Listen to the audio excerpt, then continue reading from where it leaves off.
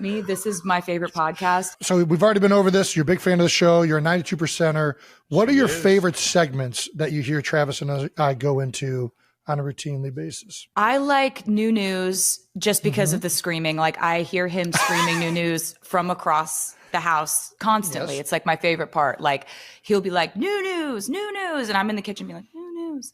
So I love that because of just the bellowing of it. Like I love No Dumb Questions. That's a banger. I really like it when you give people advice. It's kind of my personal favorite. Do you usually agree with the advice or do you just like listening to it? I mean, I think that like you guys give such male-centric advice. It's which I think is just dudes who don't want drama. Yeah. Dudes who are trying to avoid the mess. But sometimes you're going to like do a bit and say the messiest thing that they could do, which is funny too. So we're going to ask the question everybody watching the show is currently asking. Why are you coming on the show? Why New Heights? What are you doing? You have so many better things to do with your time. This podcast has done a lot for me. I owe a lot to this podcast. This podcast got me a boyfriend ever since Travis decided to use it as his personal dating app about 2 years ago. So worked pretty good. Yeah. Right? Hey. Were his friendship bracelets that good? Did you give the friendship bracelets or was that just on the podcast? Like, I've never seen the original. They didn't leave the stadium because I was butthurt, Jason. He threw a tantrum.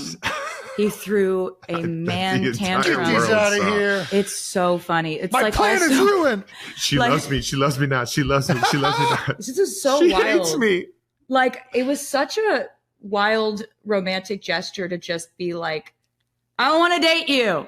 Like on, I don't know. It was at first when I looked at it, I was like, this dude is. That's what it does when you're on the stage and you perform in Arrowhead. That's what it did. This dude didn't get a meet and greet. He's making it everyone's problem. That's what I thought at first. And then I was like, you come to Arrowhead, I get to meet you. That's the perk of playing for the Chiefs. You realize he didn't even reach out to our management. I was like, when this podcast came out, I was like, did he ever reach out to be like in the tents or did we know he was in the building? He came with Pat. And he thought that because he knows the elevator lady that he could talk to her about just getting down to my dressing room. That's how it works. You just go. And I got denied. That's how it works in 1973. When the elevator wasn't invented. But he really just was like, I know a guy, I can figure this out. But I actually, when I thought about it, I was like, actually, we live in a day and age where like, I'm not an online person at all. I'm not like on social media like that. And like, I'm genuinely terrified to open my DMs. Smart. It's about, there's smoke coming out of my DMs. Like, I don't want to go near that. I don't know what's If you want somebody to go through it, I'll go through it just because I'll laugh my ass off. It's like if you have like 20 million unread DMs, you're just like, not entertained? So this kind of felt more like I was in an 80s John Hughes movie and he was just like standing outside of my window with a boombox, just being like, I want to date you. Yeah. Do you want to go on a date with me? I made you a friendship bracelet. Do you want to date me? Just come outside and meet me. Just meet me once. Just give me a chance. So I was like, if this guy isn't crazy, which is a big if, this is sort of what I've been writing songs about wanting to happen to me since I was a teenager. Yeah. And I was sitting there at the Eras Tour listening to every single one of those songs like I know what she wants me to do. I feel that. That's exactly what she wants me to do. She's like, this is just her wish list of like, meet me, please. Now I'm butthurt. Yeah.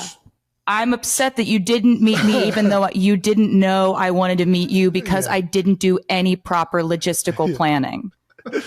Who plans Typical nowadays? Kelce. Typical Kelce. It was wild. It was wild, but it worked. I'm glad it worked. I'm just circling back to New Heights to say thank you for this. Yes. Look at this. I'm the luckiest man in the world. So yeah, and thank you to New Heights, all the editing. Jake, thank you for putting that on social media and letting it do its course. Hold on, before we move on, how did you know he wasn't crazy? Because that's the other side of that, right? Like a guy goes up there and professes his love for you. It's crazy, either Jason. One, it's like this could be the most romantic thing in the world. It can also be like crazy this about is somebody. He is crazy, Jason. I mean, but there's a right crazy. Yeah, he's the good kind of crazy. And I knew that he wasn't crazy the first couple of times that we talked. I was just like, he's truly getting to know me in a way that's very natural, very pure, very normal. Like also like just the way that he could make me laugh so immediately. About normal things. Travis is like, he's just a vibe booster in everyone's life that he's in. He's like a human exclamation point. Like, you know, he's like when you take a picture on your phone and you put you push the enhance color button. Yeah. That's like what you do to everyone's life. I'm always exclamations. I use so many more exclamation points now, but I think it was just like you're so non-judgmental about people. And you were not judgmental about the fact that I knew nothing about the world you were in. It was the best. You were nice. You were so nice. I got a clean slate. You were like, thank you. You get a clean slate. She doesn't know any of my bad stuff. Are you kidding me? Jason, on our first date, I legitimately asked him what it was like when the Chiefs played the Eagles in the Super Bowl and he looked across the field, across the line of scrimmage and saw his brother standing on the other, like 5 feet in front of him on the field. Yeah. And he was like, he didn't even look at me. Like, I now know what an insane question that was. He was like, actually, I'm on the offense, and my brother's on the offense, and I'm only on the field at the same time as the defense. I thought everyone was out there at the same time. I thought that the quarterbacks. I mean, that's how you played it on the playground growing up. So I understand if you hadn't like. No, you don't understand. I thought it was like Jared Goff is here and Josh Allen's here. And they're going to be like, they blow a whistle and then they go at each other and they're like, and it's like, who's going to win? That's actually, I would love to see Jared Goff play some defense. Let's see Jared Goff on defense. I've got some ideas. I've got some thoughts. Yeah. I didn't know what a first down was. I didn't know what the chains were. I didn't know what a tight end was. I am forever thankful for you diving into the football world wholeheartedly. Oh my God. I fell in love with it. I became obsessed with it. I became like a person who was running through the halls of my house screaming, we drafted Xavier Worthy. And my friends are like, who body snatched you? What do you mean we drafted Xavier Worthy? I forget where I was, but you were the first person to tell me that we drafted the fastest man in the draft. No, I was screeching. I couldn't believe it. I was freaking out. We're talking about like, I'm like, wait, is she right? I had to look this up. I'm like, did she get the wrong information here? But yeah, we traded up. We're talking about cover 2, cover 4, cover 0, man cover. We're talking. We're learning. I continue to learn. Maybe somebody else that even knows what those coverages are. Yeah, I'm not ready to be an analyst right now. Give me 16 months. You're going to pick up on it. I'm telling you, you would ask some of the best questions when we were up in the booth, and there's like your desire to learn more, but your genuine excitement around it, as well as like your competitiveness. She's not fucking around. No, Tay's not fucking around. Oh my God. She's not fucking around. Reclaiming Masters. You want to tee this up, Trev? Let's tee it up. One of my favorite things this summer was Taylor reclaiming her Masters. Her recording of her first 6 albums finally became hers. Yep. And you haven't really talked about it. You made that beautiful post on all your social channels thanking everyone that made it happen and everything. But why don't you tell the 92%ers how it really felt?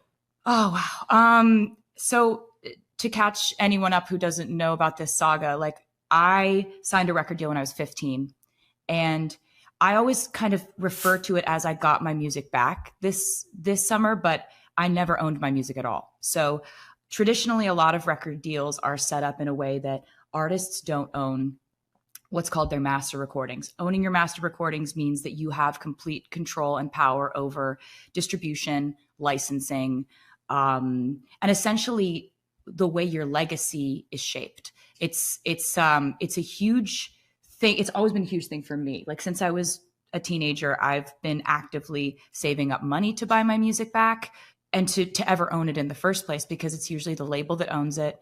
But I've always wanted this to happen. So it's been sold. My music has been sold a few times.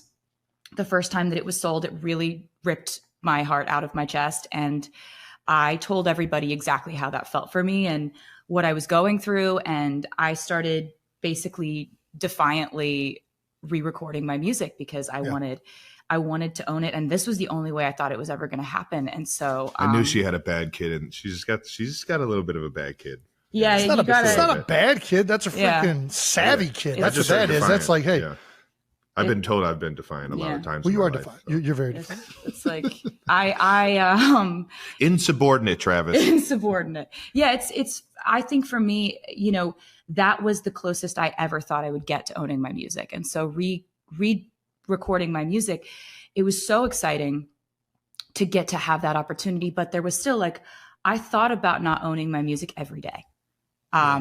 It was something that I never was. It's like an intrusive thought that I had every day. And so we do the Eras tour.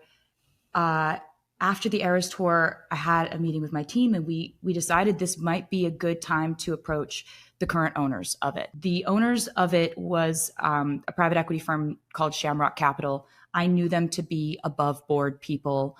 They had been very friendly to us. What I was looking to do, though, was I wanted to buy my music outright. I don't want to be in a partnership. I don't want to own 30% of it. I want to own all of it. Yeah, and you deserve that. But it was a long shot to think that they would do that they would sell that asset to me. It's a big asset.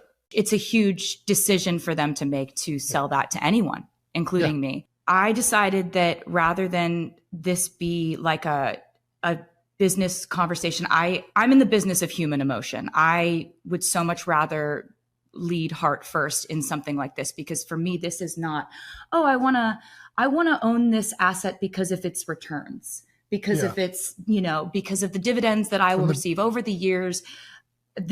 I want it because this is my handwritten diary entries from my whole life.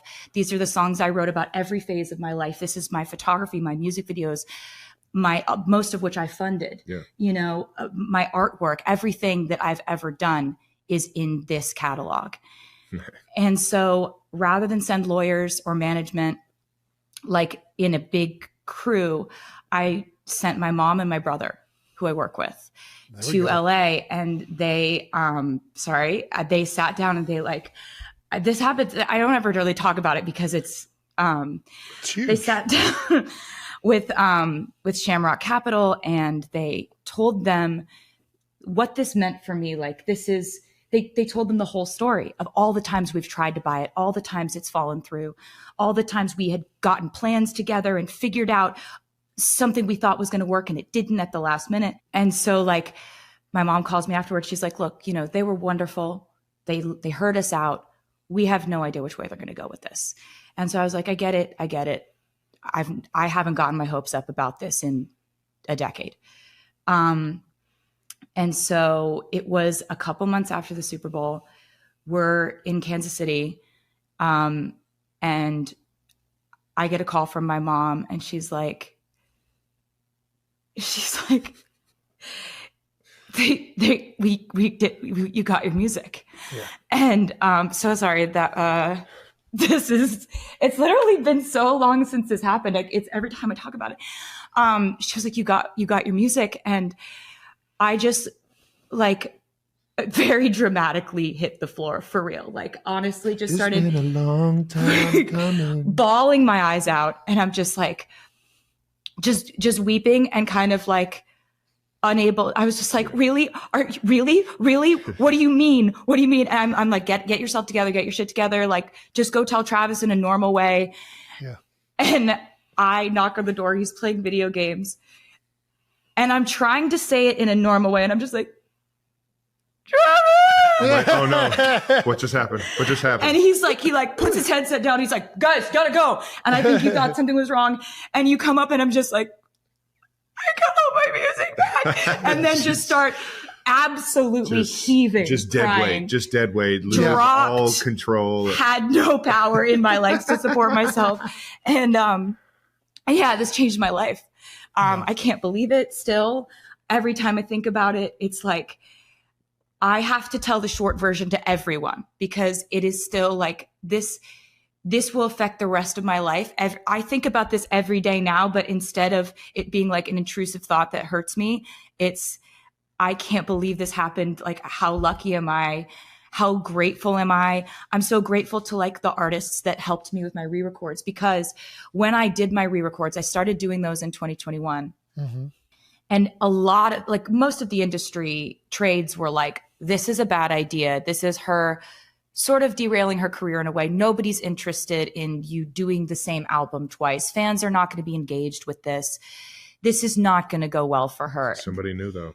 And it was like, I still was able to like reach out to friends of mine, like Phoebe Bridgers, Keith Urban, Maren Morris, Chris Stapleton, Haley Williams from Paramore, Fall Out Boy, like all these absolutely incredible artists that like shape who I am as an artist. Yeah. And they like agreed to be a part of the re-records. And one of the only people I told before this happened was like, I called Phoebe Bridgers and I was just like, the other week we talked about the Great Disney World Waffle Fight of 2025 between me and Wyatt. Iconic. So we asked the 92%ers, please send in some of the dumbest fights that you ever had with your kids. Kylie, as a mom, can you tell us how you would handle these situations? Okay. Perfect. Here we go. Nice. I can't read this, guys. Trav, you read it. Jay Richardson, New Heights. My 6-year-old nephew had a meltdown because he insisted he could and should be able to drive the car. Well, funny story. Travis did drive a car at 6 years old right through the back of our garage. Wow. Wow. The story that I heard was that Travis is not fully to blame. Well, yeah. Who told you that? I heard there was some convincing. Convincing?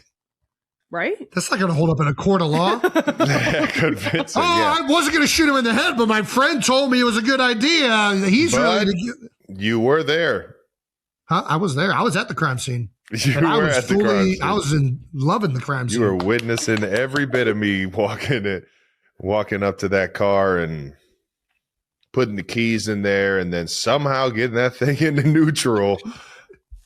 At the age of 3 or 4, maybe? I don't know. We were still at the old house, so it had to be. I think I was 5 when we moved to the Heights. It was 4 or 5, I bet. Yeah. So impressive.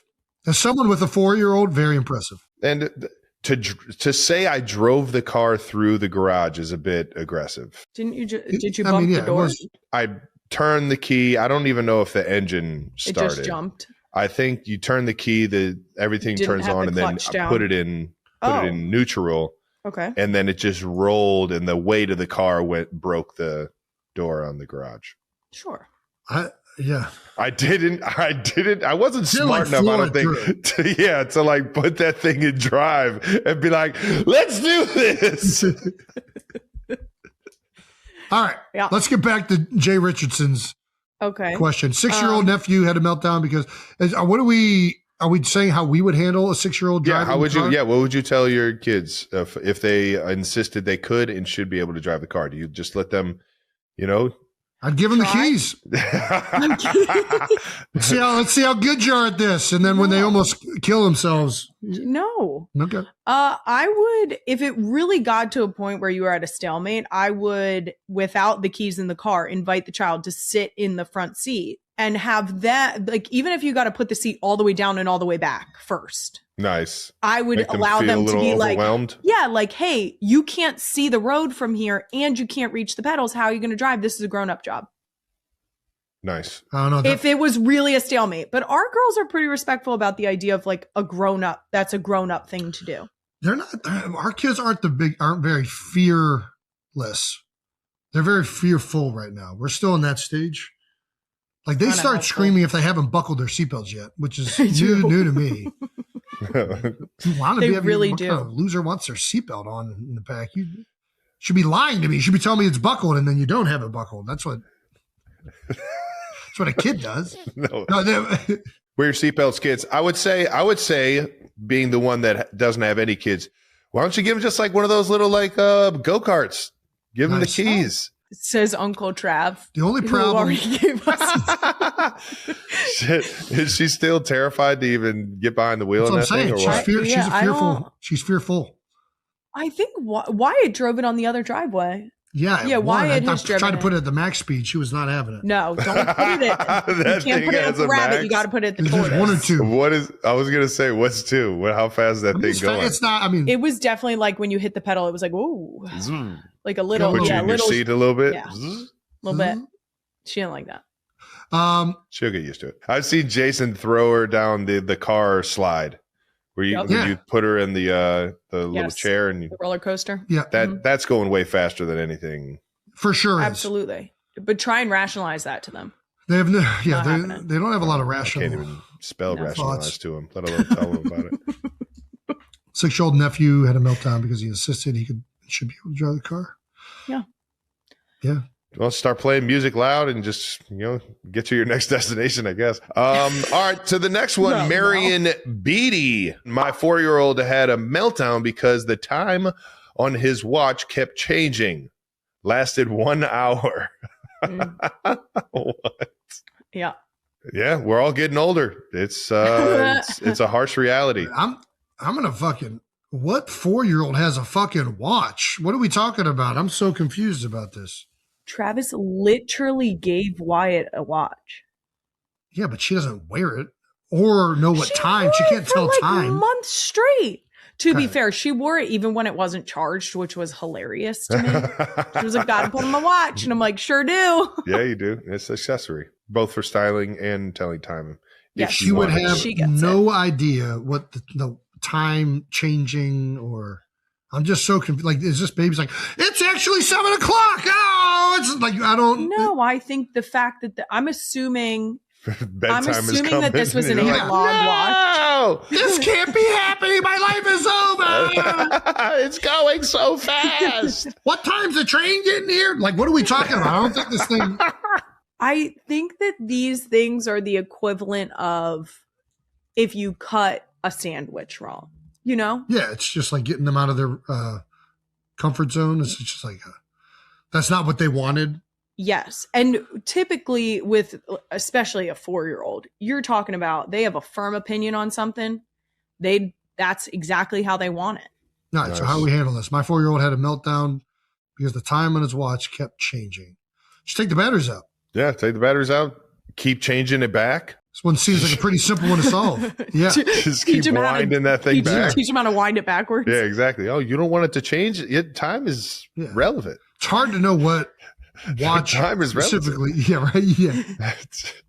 Let me tell you about a person named Albert Einstein. Let me tell you about time. Time is relative. That's about all I know about the theory of relativity. The theory of relativity. Go down a rabbit hole. If you run fast enough, this watch will actually go backward. You can put a little movie on. It's called Back to the Future.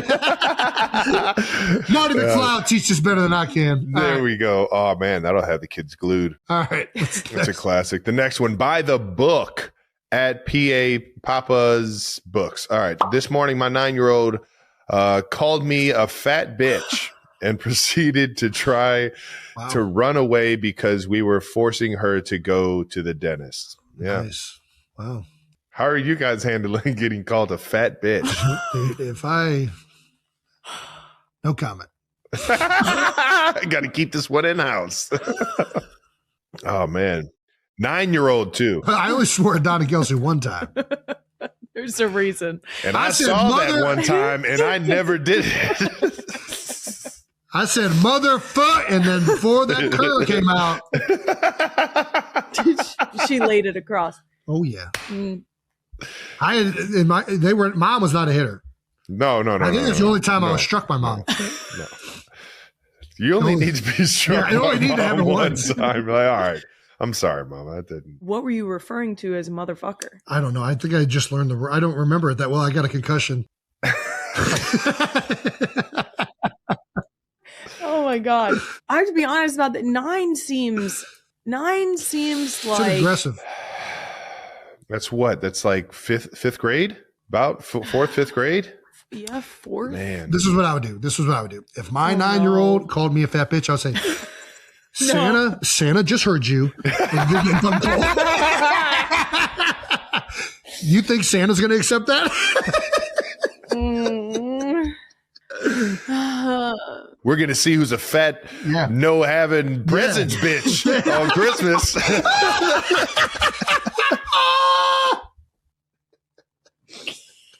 Oh, no. Oh, my God. Yeah. Dude.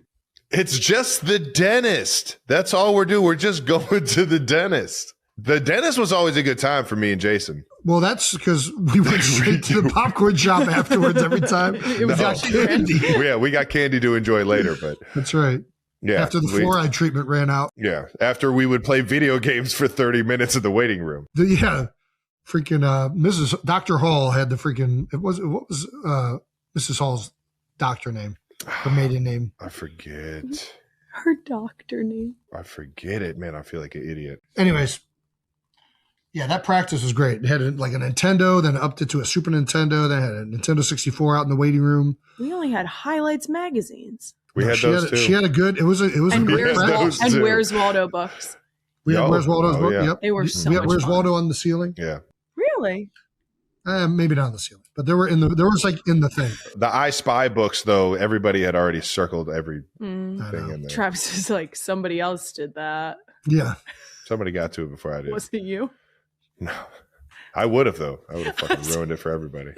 All right. Yeah, I don't really know what else 9 to say. feels old. 9 feels old. 9 feels old For to have what? to reprimand them for, first of all, What do you mean? I mean, like when our kids say something they shouldn't say right now, it's soap in your mouth. Soap in your mouth? Nice. So what are you saying with a 9? How are you supposed to put soap in a 9-year-old's mouth? I mean, I Yeah, suppose you they're not could. doing it. Yep. I mean,